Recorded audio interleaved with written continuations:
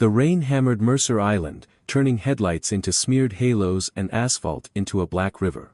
Victoria Harrington stood beside a stalled 1969 Mustang Fastback, burgundy dress soaked through at the hem. David Sterling, 40, slowed his battered Ford. He stepped out and lifted the hood without a word. Her phone glowed. Les Sands Restaurant. Blind date. 7 p.m. He looked up through the rain. She did not know he was the man she was driving toward tonight. The hood ticked under the rain. David ran 2 fingers along the distributor cap, then frowned. He pulled a small flashlight from his blazer pocket and tilted the beam against the wet metal. The cap was old, original to the car, the kind nobody made the right way anymore. Cracked seal, he said. Moisture got in. 20 minutes, give or take. Victoria pulled out her phone. She dialed a different number. Jessica Lynn picked up on the second ring, voice loud enough to carry through the speaker. Vic, please tell me you didn't bail on this guy. His name is David, single dad. Mechanic, but a good one. Don't blow it, Tori. Just go. He's been there for 20 minutes already. Victoria's hand jerked toward the screen. She killed the speaker, but the words had already crossed the air between them. David kept his face down inside the engine bay. He pulled a clean rag from his back pocket, the kind a man only carries when he uses one a dozen times a day, and went on working. She climbed out of the Mustang and lifted a black umbrella over the hood. When she leaned forward to hold the umbrella steadier, her free hand drifted to her stomach again. David noticed. He saw the dress. McQueen, last fall's collection. The bag against the passenger seat was Hermès, the leather still sharp at the corners. The watch was Patek, the kind that did not advertise itself. He also saw the faint blue lines threading her wrist, and the pallor under her cheekbone, and the way she steadied herself against the fender when the wind shifted. Why did you stop? She asked. He did not answer right away. My wife died alone on the side of a road, he said. She went still. She did not ask anything else. He told her to try the ignition. The starter cranked, hesitated, and then the engine caught with a low growl that settled into a clean idle. She listened to it for a full breath before her shoulders let down. She stepped back into the rain and pulled a silk handkerchief from her coat. For your hands. He took it, wiped slowly, then folded the cloth into a neat square and slid it into his inside pocket. He did not give it back. What's your name? He asked. Tori. She did not give the rest. David. He did not either. They both knew they were on their way to meet someone tonight. Neither of them knew that someone was standing under the same umbrella. At the fork, the Mustang turned left toward downtown. Les Sands glowed like a jewelry box. Crystal chandeliers, low strings, the smell of butter and old money.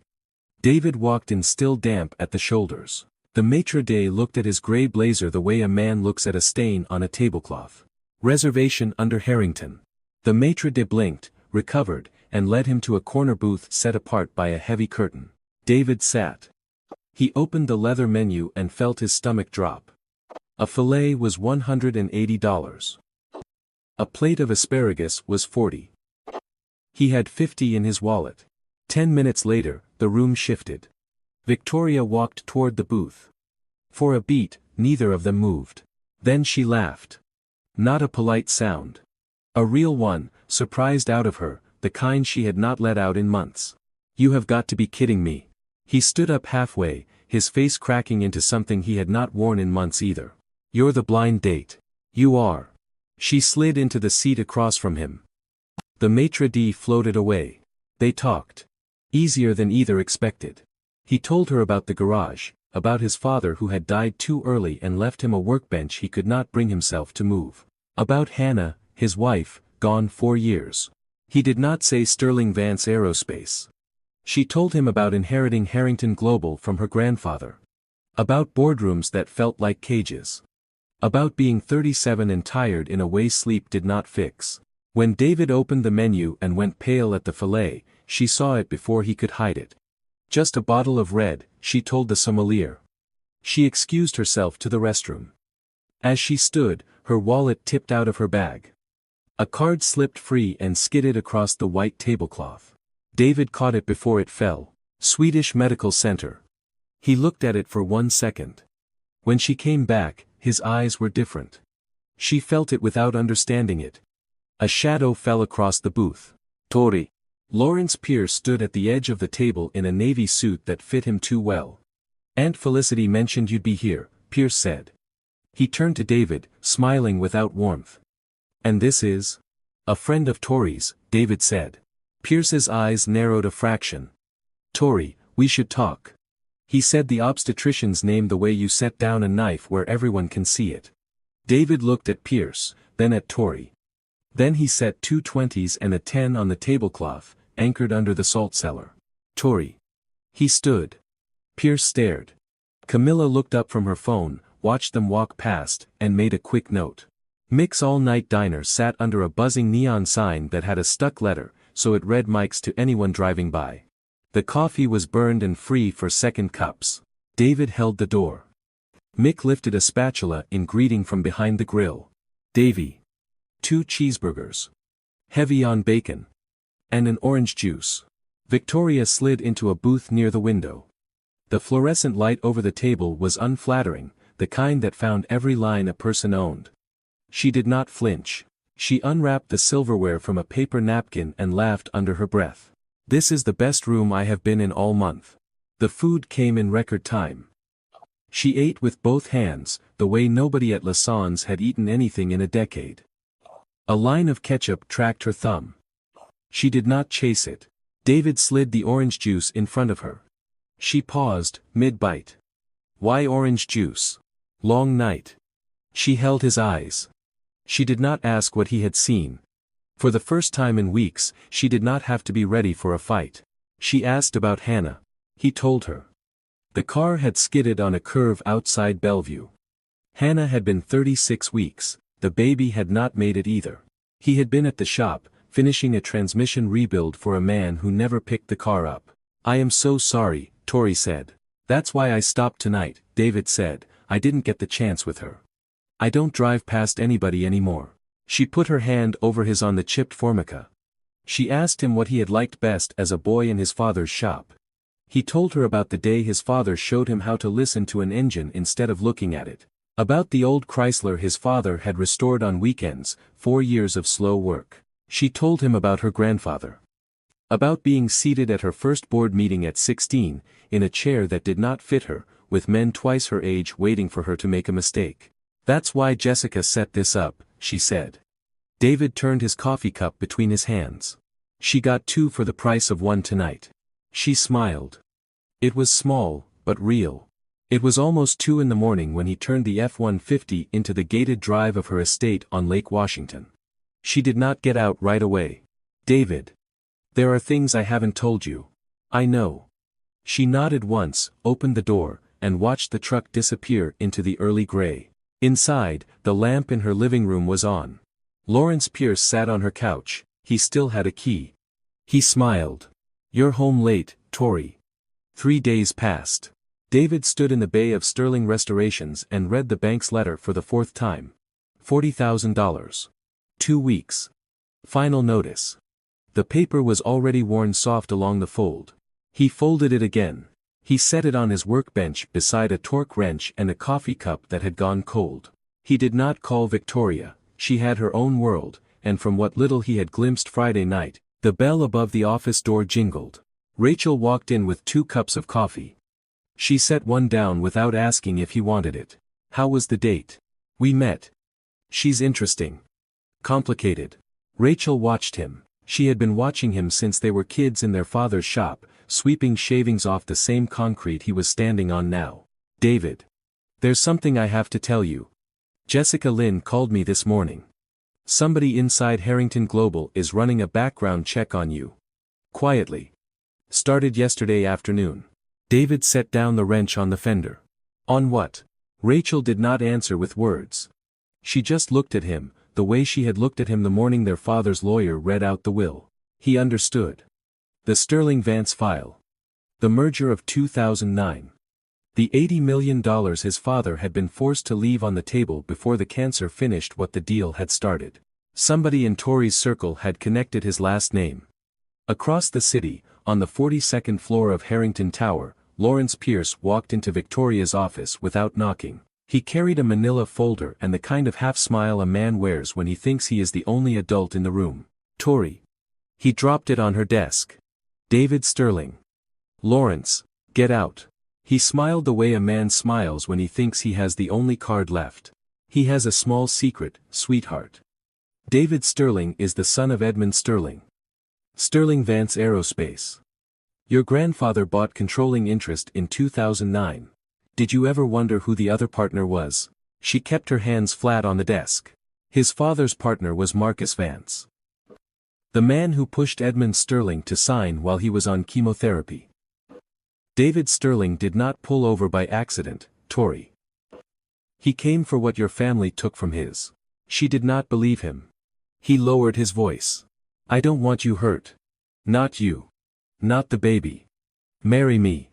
Next week. Quietly. I have a judge. She stood up. Out.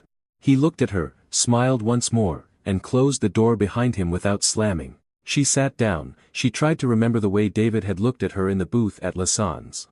She picked up the phone. Jessica. Get me everything on Edmund Sterling. And Marcus Vance, the closing documents.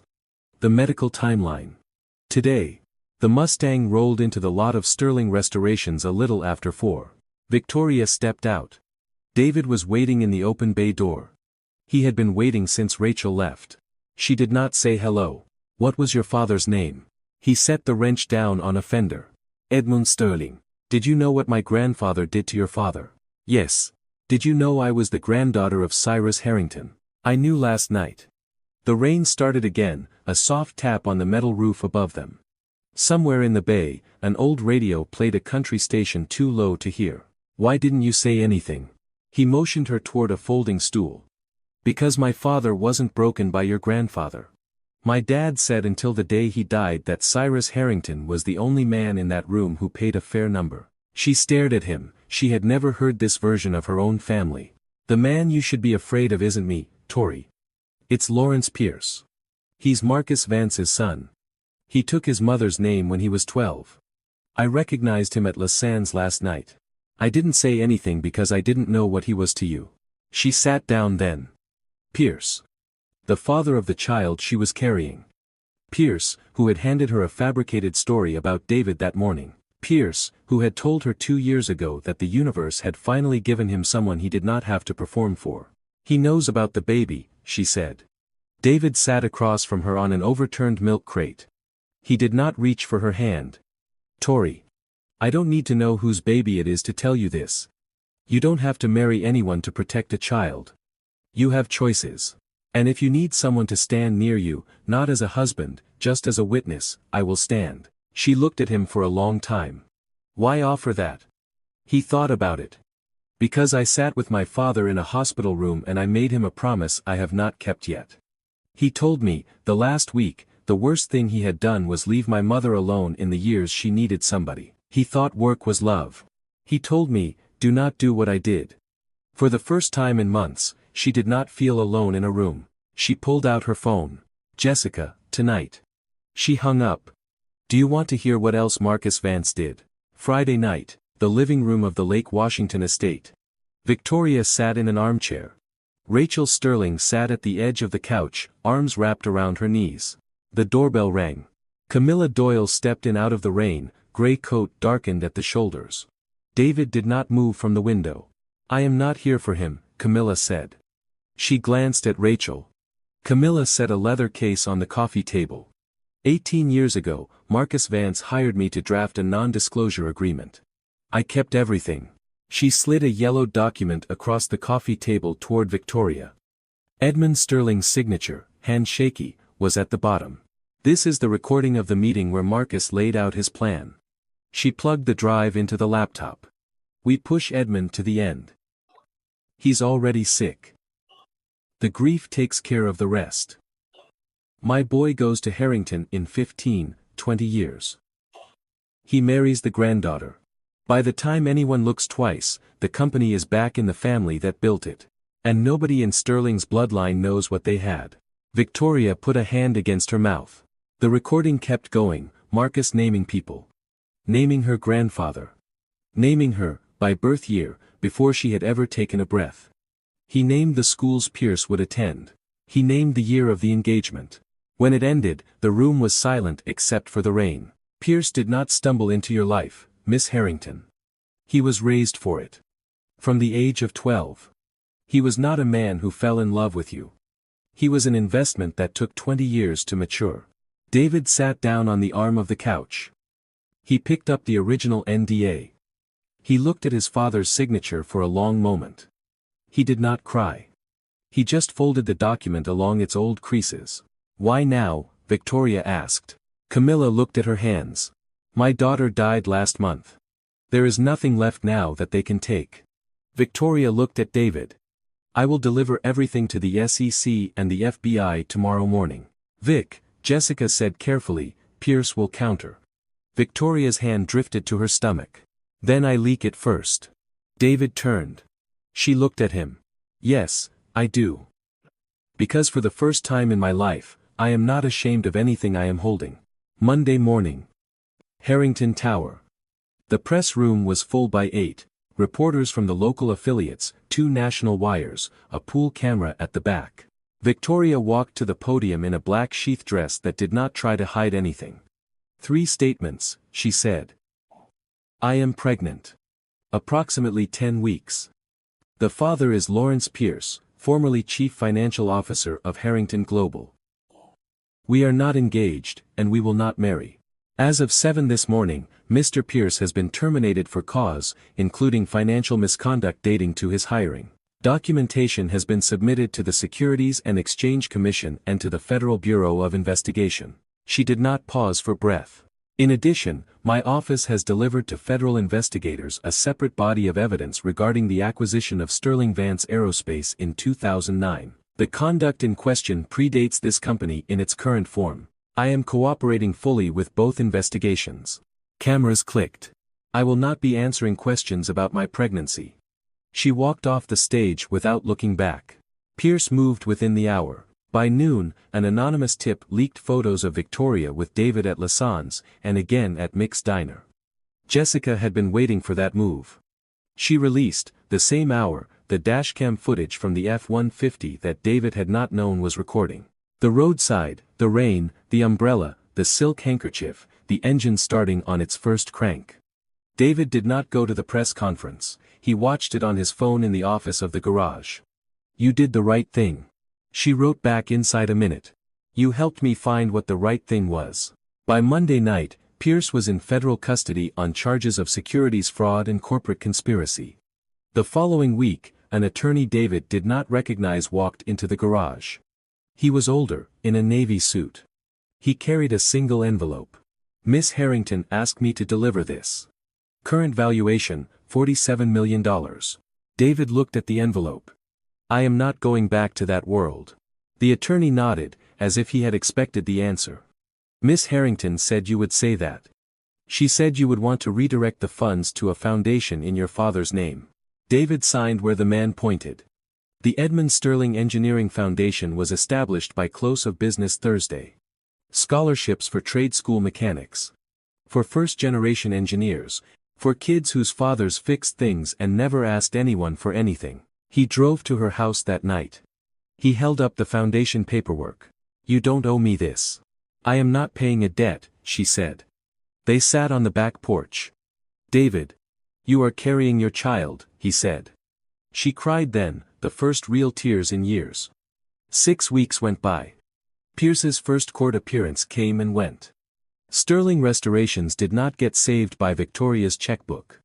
Jessica routed the contract through procurement the proper way, with 3 competitive bids on file from outside firms. The garage cleared its loan in the second week and added 2 part-time staff by the end of the month. David stayed a mechanic. They saw each other 3 or 4 nights a week. He learned to make beef stew slow on a Sunday, lentils with bacon on a Tuesday, a salmon plate with greens that he kept practicing until he stopped looking at the recipe. She sat at his kitchen table in his sweatshirt, reading quarterly reports, the cuffs rolled twice over her wrists. One evening, she went with him to the cemetery on the hill above Bellevue. He stood at Hannah's headstone for a long time. He spoke quietly to the grave. "Hannah. Her name is Tori, she is carrying a baby. The baby isn't mine. I think I want to be there for both of them. Victoria stood with one hand on her stomach. Walking back to the car, she said, softly, "Are you sure?" David shook his head once. A father isn't the man who makes a child. 3 days later, Camilla Doyle came to the garage one last time, escorted by a federal agent who waited in the car with the engine running. She wore a plain coat now, no makeup, the look of someone learning how to be a private person again. She handed David a small leather portfolio. "Your father wrote this in 2008. David opened it. It was a letter, in his father's hand, on the lined yellow paper Edmund had always favored. Wyatt. If one day you meet a person who needs more than a car put back together, stay. Do not do what I did, I left too early. Stay. It was the wrong name." He folded the letter, slid it inside his shirt pocket, and looked out the open garage door. Outside, the green Mustang was parked under the maple. He walked out to her. 2 months later. Pierce had been sentenced. 22 years, federal facility, Sheridan, Oregon. Camilla Doyle's testimony was the spine of the case. She had been declared a protected witness for life and relocated to a small town nobody who knew her would name out loud. The Edmund Sterling Engineering Foundation handed out its first 8 scholarships in March. The recipients sent thank you cards to the office. Victoria taped one of them, "From a Girl in Tacoma," to the side of David's toolbox. One Tuesday evening, David came over earlier than usual. She was at her desk in the study, working through a humanitarian grant the foundation was preparing to underwrite. "You're early. I want to ask you something." She set down the pen. "I am not proposing. Not yet. I just want to know. When the baby comes, do you want me in the room? Holding your hand." She did not answer in words. She nodded, and the tears came down quietly, and she did not try to wipe them. He crossed the room, knelt beside her chair, and laid his hand on her belly for the first time. The baby kicked. They both laughed at the same time. That night they ate at Mick's. Mick brought free pie and would not take a tip. Rachel and Jessica showed up halfway through, having agreed on the phone that they were not going to be subtle about it. Sutton, the elderly attorney who had handled the foundation transfer, stopped by for coffee with a fresh cigar in his shirt pocket and a story about the first car he ever owned, a Buick with 3 working gears. Halfway through dessert, Tori looked up. "I am stepping down as CEO of Harrington Global at the end of the year." Jessica blinked. "I have done that job for 10 years. David looked at his coffee. "If that is what you want." "It is." On the drive home, Tori said, "After she's born, I want her middle name to be Edmund." He did not answer right away, he could not. He just took her hand and held it, all the way back to the lake, his thumb moving slowly across her knuckles. He slept on the long couch in her bedroom that night. He did not drive home to Bellevue. She left her bedroom door open.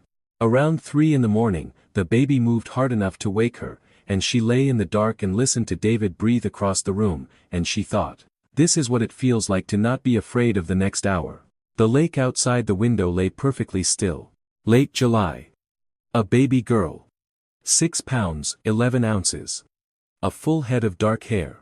Victoria lay back against the pillows, exhausted, the kind of exhausted that goes through a person and leaves them clean. Her hand was the size of a leaf. The name on the bracelet was Eleanor Edmund Harrington Sterling. David lowered his face close to hers. "Hi, I didn't make you, but I am not going anywhere." Tori watched him, she did not speak. She just exhaled once, deep, and for the first time in her 38 years she fell asleep without holding herself ready for the next thing. 6 months passed. It was December. Snow turned Bellevue soft and quiet, the kind of snow that muted traffic and made every roof look new. Sterling Restoration stayed open. A new mechanic worked the second bay 3 days a week, a quiet young man named Andrew, Camilla Doyle's son, finally on the other side of the years that had nearly taken him. He fixed clutches and did not say much. The Edmund Sterling Engineering Foundation had given out 23 scholarships by then. 2 recipients had already graduated. David was still a mechanic. He had not moved into the lake house. But he slept there most nights now. Most mornings, he drove the F-150 back to the shop while it was still dark. Tori came to the garage 3 times a week with Eleanor in a soft carrier, and Eleanor slept in a wooden cradle in the corner of the office, under a window that faced east. One Saturday morning, he drove Tori and the baby up the hill behind the shop. He did not kneel. He stood in the cold with Eleanor sleeping against his chest in the carrier, and he looked at Tori. "I want to build a house here." She looked at him. She looked at Eleanor. She looked at the long valley falling away below them. "I am ready." They did not kiss. Some men inherit fortunes. Some men inherit names. David Sterling inherited only a wooden toolbox, a letter that had taken 18 years to find him, and the long quiet of a father's dying wish. He never rebuilt the empire. Because on a rainy night on a forgotten road outside Mercer Island, where a stranger in a red dress had pressed her hand to her stomach and prayed no one would stop, he found the one thing his father had truly hoped for him. Not justice, but a woman, and a child, and a chance to do what his father never